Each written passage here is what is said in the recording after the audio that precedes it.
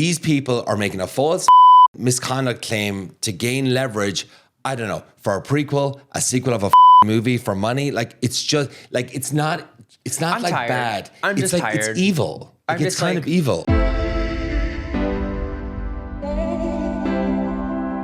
Hi, everyone. Welcome to another episode of Don't Let It Stu.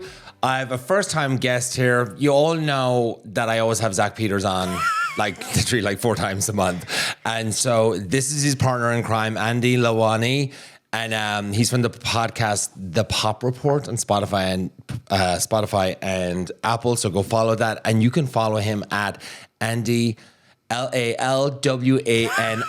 It's just easier for me to say that. No, it's fine. I get it. Like, every time I'm always used to someone new. Like, my nickname in high school, not even something I'd want to be called, is like Andy Salami. I'd be like, no, we're not doing that one. Just food, like the entirety. It's perfect for me. I'm surprised I didn't say for that. People like you. Oh my God. How are you? I'm good. It's we're in February now. God. January took forever. February's flying it. This year's been too long already, and it's been like a month and a half. So don't know how we're gonna survive, but we're gonna do it. We're gonna just keep powering ahead. Just turn off your TVs and don't listen to social media and telling people to stop DMing you things about politics. And did you have a great Valentine's Day though? My Valentine's Day, it was fun. I went over to Megan's and Brandy and Julie were there too. We just played, did we even play a board game? Did we play Uno or something? We just hung out. I made amazing lasagna. I spent 3 hours making the lasagna. It's like a 3-hour sauce. Why 3 hours? Do you just just double have to bake simmer it down. You simmer it down the meat sauce, and then you make the bechamel, and then you layer it, and then you have to par cook the noodles. Lasagna is a pain in the tits to make. It just takes forever, but it's amazing when you do it. Do people expect a lot out of you because you're great in the kitchen? They're like, Stu, you're in charge of this fucking 3-hour dish. No, do you know what? Here it is. It's if we're doing something like that where it's 3 or 4 people and I'm going over and we need to eat, and it's you order takeout and stuff like that, and it's fucking $200. It's a waste of money. And so I just say, hey, I'll bring something over. Mm-hmm. It'll be a one-pot wonder or a one-dish wonder or whatever it'll be, so everyone can just scoop out of it and eat it, toast some bread, and we're good. Italian's always the easiest thing to do. Okay. It's fast.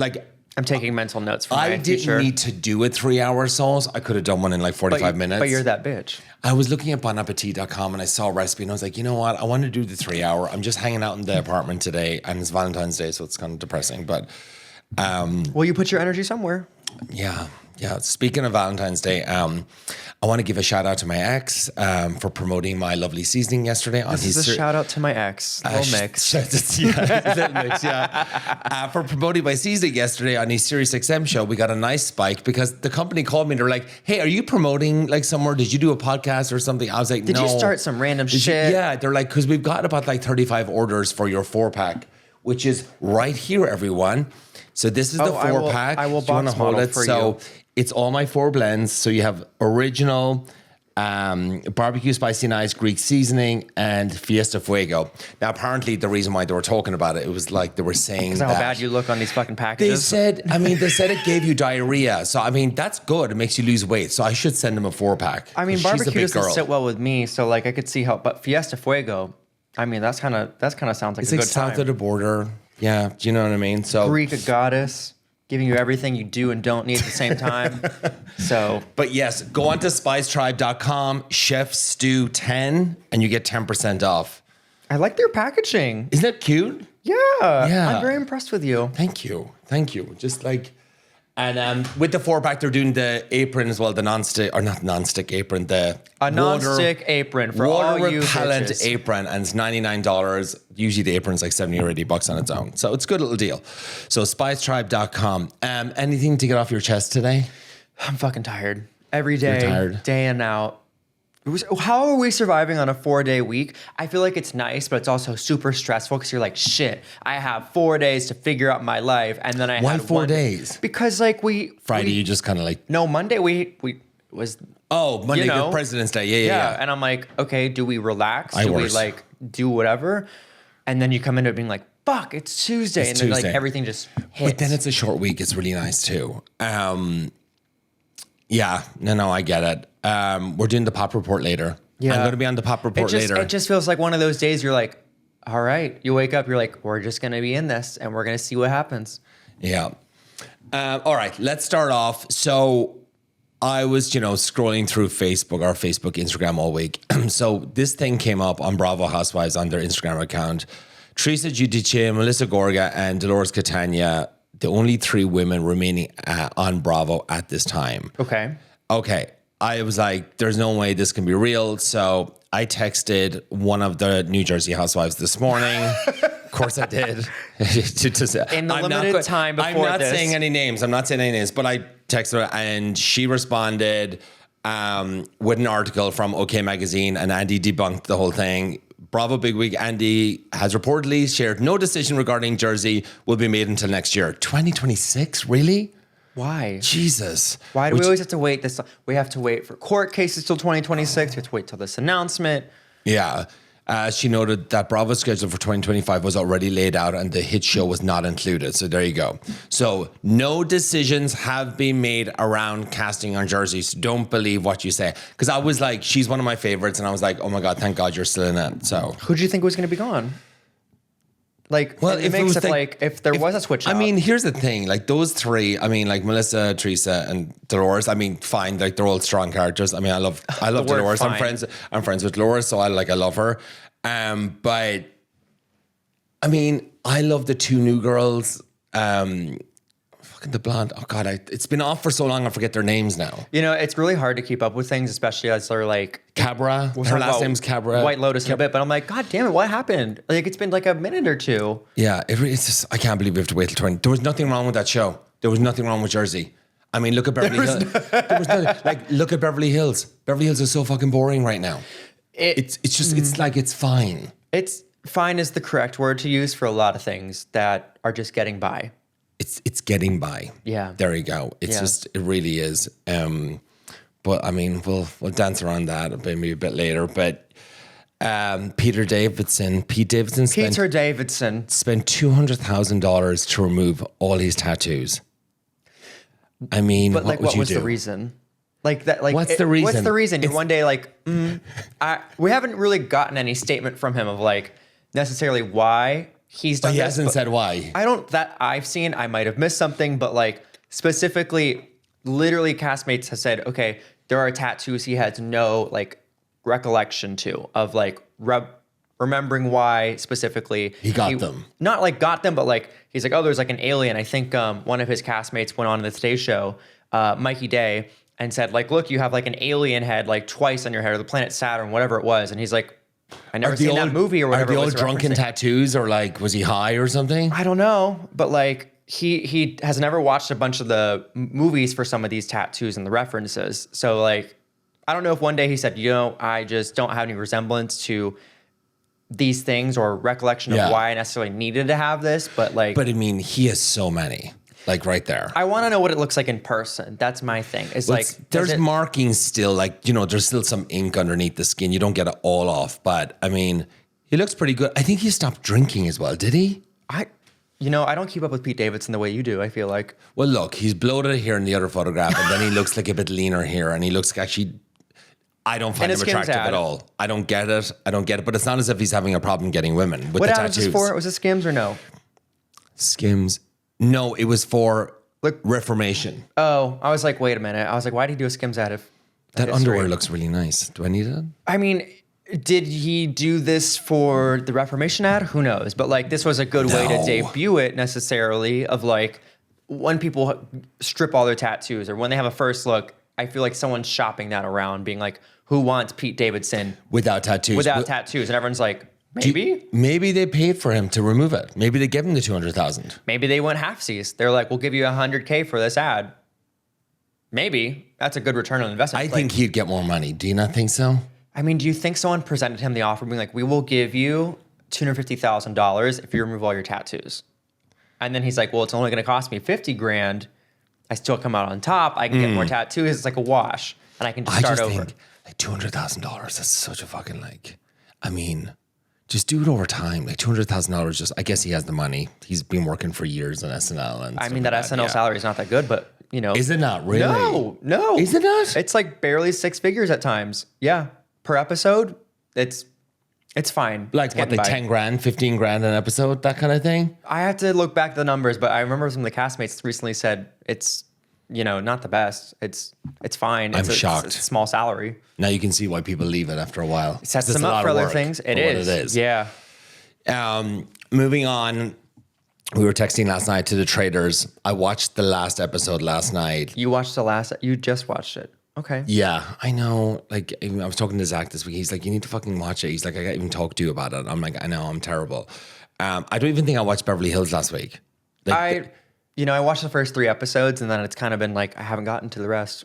There you go. See, I am right. I knew I was fucking right because it's not that great. And people are like, well, no, it's kind of good. Like, so the last episode with Sutton and the mom and like in Savannah was cute. It wasn't cute. It was kind of actually like, and I keep seeing the beef of like Sutton and Dorit coming up on my timeline. And I'm like, oh, should I watch?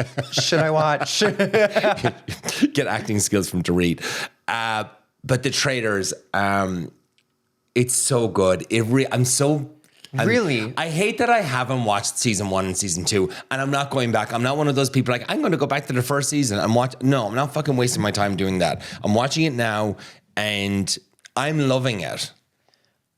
I don't know. This season has not done it for me. Zach says that too. Zach said that like this season is kind of fucking lame. He's a comparison to the other 2. Rob kind of killed things necessarily. So we had this storyline of Rob, who obviously invaded everything that is like the Traitors. Yeah. And that storyline went on for 3 episodes of just like, will he or won't he be eliminated? Yeah. And so you had like some people who I think personally drew some ratings for the show out. Like, you had Bob the Drag Queen. You have a lot of housewives who are gone. Sure. And so like the big fun personalities that make you want to watch are like gone. And you have this guy who's just like navigating everything. I really wanted him gone though. I hated that he kind of ruled the roost in there. And it was just like, I can't watch him just like destroy the whole thing and just walk away with the money. I need him gone.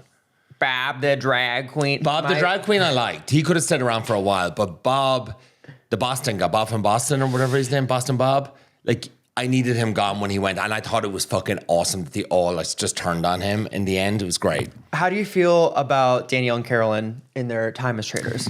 I think it's good Traitors because I think it's like they're not all getting along. It makes it exciting. It's like it makes it interesting because aren't the whole purpose of the game isn't it that you're meant to bring the Traitors to the very end? Like you're correct. I mean, you kind of will see how the tides turn, but like I think producers maybe pushed a little bit with Carolyn being like, you should stand in your firm heels on whatever situation you are, because like this is now a 3rd season. They haven't had a situation where the Traitors are like against each other as much. Sure.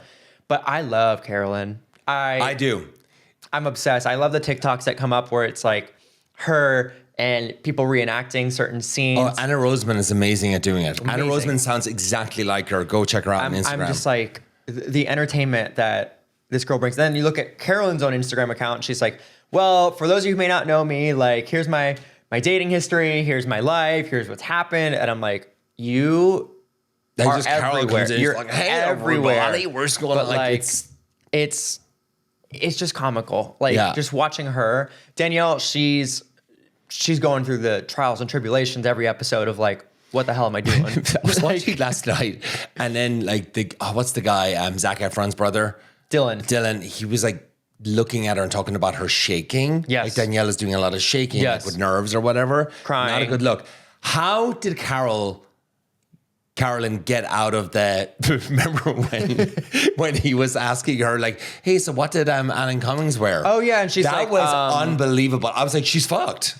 Yeah, and that was kind of like one of those moments where I was like, this is actually a train wreck I want to keep watching, because you're like, how did like? But she was the only one who got pressed. No one else who walked in got like pressed on the outfit of Alan Cumming, and so what was he wearing? She's like, I don't know. A hat, like, and then Tom Sandoval kind of saved her. Thank God. Which was, it would have been. Of all the people to save her, I was like, yeah. I like Tom Sandoval in this. I kind of want him to go far. I really do. And like Zach says the same thing. Like I think he's going to get better as the episodes go on, and it's going to be more of him. And he says silly things, and it's kind of fun. I have a feeling that he's going to be the next one eliminated. Unfortunately, similar to Chriselle, there's nothing on him, so it makes sense to get him out. I think Chriselle was like a dumb elimination. I just thought like she's just kind of like, whatever. Like, it was just, she wasn't doing anything. Do you think she was too faithful that she could have went all the way? Mm-hmm. So they were scared of that? Mm-hmm. Yeah. Okay. I don't know. You don't know. I don't know. I think it could have been, should have been Brittany the blonde. If you could cast anybody in Traitors or throw in somebody in this season, who would you throw in? So throw someone back in. Throw anybody, any random celebrity. Because you know how obviously they had the beginning where like you had Boston Rob and a lot of other people in cages, but like if you could throw somebody in. Wait, I have a question for you. Yes. So watching it last night, who got eliminated last night again? Chrishell. She had the shield.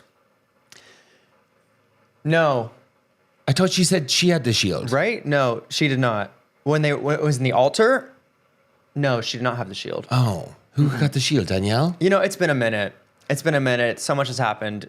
I can't honestly recall, but I know she did not have the shield. Oh, okay. Because I was like, wait, is that person going to come back then? But if you're talking about when it came to the banishment and when it came to the murdering, who's on Summer House? Sierra. Yes. The other one. She had a shield. Sierra had the shield. She had a shield. And she got eliminated. Yes. So what happens now? So when the traitors basically eliminate you, that's when the shield comes into play. When you get voted out, the shield is not something that can save you. Oh, okay. Mm-hmm. So it protects you from the traitors, but not the whole round table. Yeah. But they don't really say that. Yeah, it was kind of confusing at first, and I was like, And then at the beginning of the entire season, there was like a change up that I don't know if it's still there in the edit or not, if they worked back on it. But when I watched the first time, Alan Cummings said that the person eliminated would not reveal if they're a traitor or not. And then as the episodes went on, I was like, wait, weren't they not going to reveal if they were a traitor or not? But that's the whole purpose of the game, to find out if they were or not. So I was very confused, but I guess that wasn't a thing anymore. So yeah, we'll see what happens. I mean, so now we're left with, they have a decision now if they want to change an existing person in the house to become a traitor. I think Dylan Efron's going to get recruited. He'd be a good one. Because social clips online show Danielle, Carolyn, and Dylan Efron. They posted a clip of like when you three are trying to like get along, and I was like, they're kind of telling us. This is kind of telling us, like, this was a while back, but this is telling us that Dylan is involved in some way. And I thought they would recruit him way earlier in the game when Boston Rob was in play. So I thought they'd have a chance to do that. Yeah. But it never presented itself. Huh. Yeah. All right. Well, when's it on? Like Wednesdays at 6? Thursdays at 9 p.m. So 6 p.m. our time? I think 9 p.m. our time. It's 9 p.m. Stuart. Just stop. Something like that. Don't quote me. All right. So let's get to the meat of this episode. The meaning of this episode, or the meaning of every podcast episode. I'm so tired of this. It's amazing. It just gets better and better. So, okay. So here's my take on the SNL thing. I think they're crashing out. They know that they've completely lost. Okay. And it's like a last ditch effort.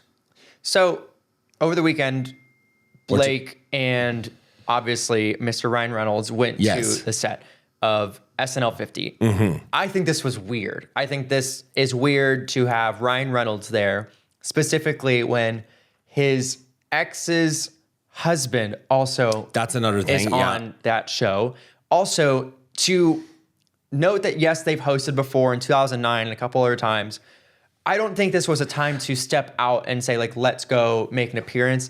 And third, to make a joke about the situation that is so serious. That is, it's serious, subpoenaed, and that is, asking for specific people to not put out anything. If this is so serious, then why are we making appearances on it? Yeah, and it's like, look at, like, and also someone like said, like, I think on TikTok or something, they were like, look who was in the crowd, like all these big names, Steven Spielberg, Kevin Costner, like, why are they there? And then they were saying that, this was like Sony and SNL, like a combination of them. Like, that's why they were invited. Now, they could have been invited, but they think it was a whole play because Sony has a lot to lose, like its credibility, because those HR complaints never existed. Sony said like there was never any HR complaints. And then all of a sudden these HR complaints pop up. They're not verified. We don't have any source of these 3 HR complaints, if they're actually verified, if they're credited or not. And so people think Jenny Slate's involved. Yeah. And like looking at this SNL appearance. You can call it this, walk in, walk out, quick little appearance and everything. You look at this as, okay, who did the speaking? And it's Ryan Reynolds. You didn't see Blake Lively speaking. No. You didn't see a lot of... She looked worried. You didn't see a lot of people interact with her.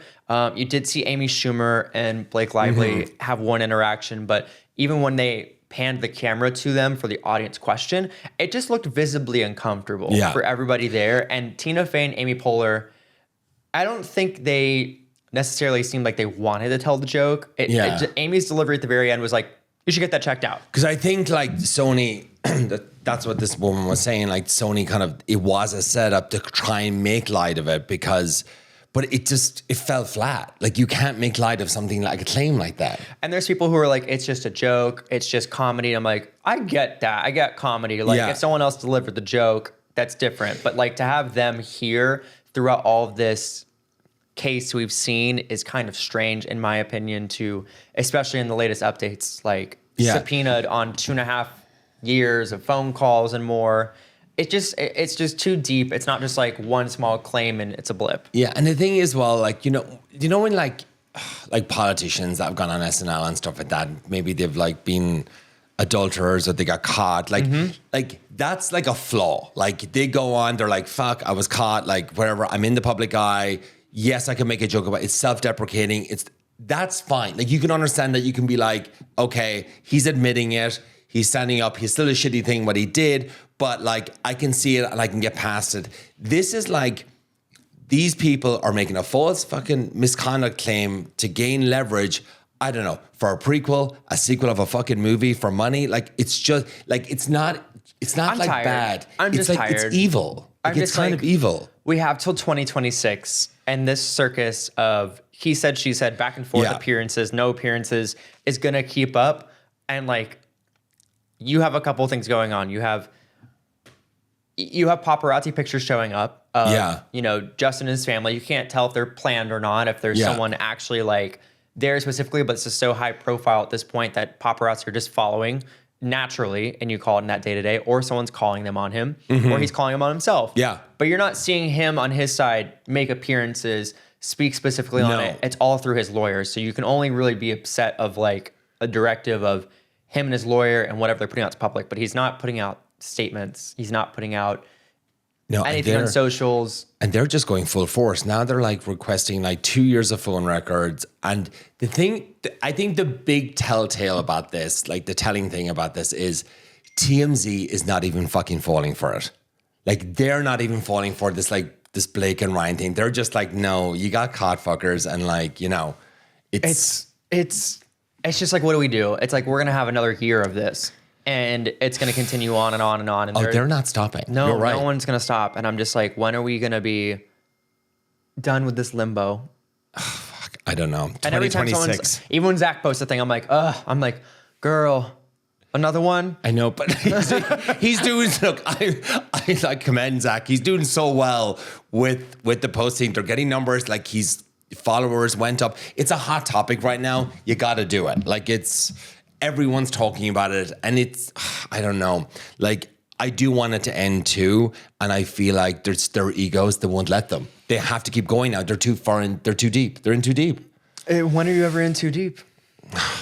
Yeah, I'll tell you that one again. Yeah, okay. All right. And I think that's going to wrap it up for today. A nice little short appetizer of an episode for you all. Andy, tell everybody where to find you. Find me online, wherever brown gay boys are. Just find me, search my name, what happens, I'll be here, probably back again or not. And I'm going to be taping an episode of The Pop Report with Andy and Zach this afternoon. And when does that come out? That's going to be coming out literally the following day. So we record, funny enough, we record ours on, Tuesdays and Thursdays.